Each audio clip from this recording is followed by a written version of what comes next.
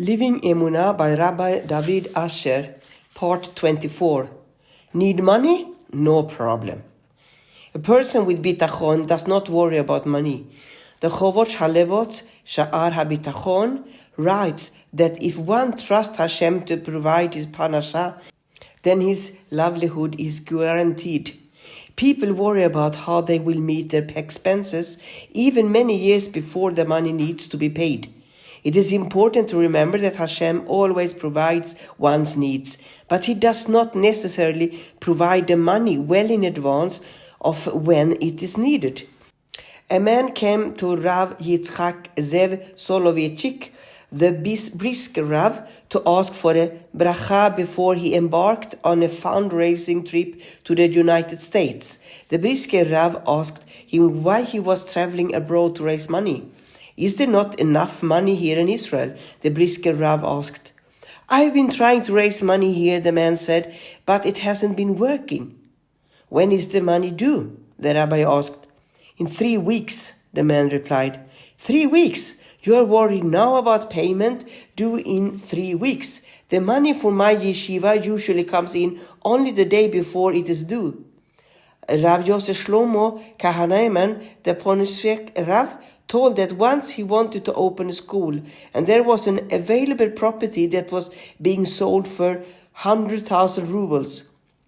The Ponovesher Rav did not have anywhere near this amount, but the owner of the property desperately needed cash, so he made the rabbi an offer. He would sell the property for just 50,000 rubles if the rabbi could pay 25,000 rubles up front and the rest within 3 weeks. If the rabbi did not pay the balance within 3 weeks, the landowner said the deposit would be forfeited. The Ponoveshker Rav consulted with his wife, and they decided that this school was so vital for the community that it was worth taking the risk. They paid the man the 25,000 rubles they had received from their parents to help them with their expenses. And they assumed that once the word go out about the new school, the donations would be forthcoming. Unfortunately, however, these hopes never materialized. The night before the balance was due, on the Motzei Shabbat, the Ponefsher Rav turned to Hashem and said, Hashem, I did my histadlut effort. I leave the rest in your hands.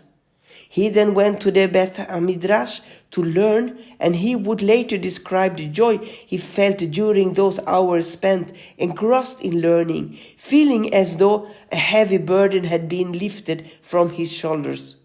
He returned home from the Bet Midrash at 2 a.m. in the morning, and much to his surprise, 2 of the town's wealthiest men were standing by his door.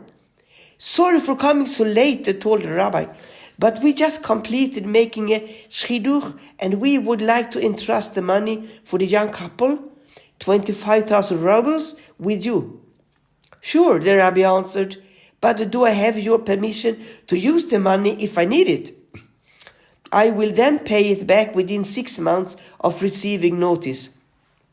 The man agreed, and the next day the rabbi brought the money to the landowner to complete the purchase of the property. When he returned home, he was told that the chidush between the 2 wealthy families had been broken. Over the next several months, he raised the 25,000 rupees he needed to repay the money. We have to place our trust in Hashem and realize that He is capable of providing, often in ways that we would never expect or even imagine.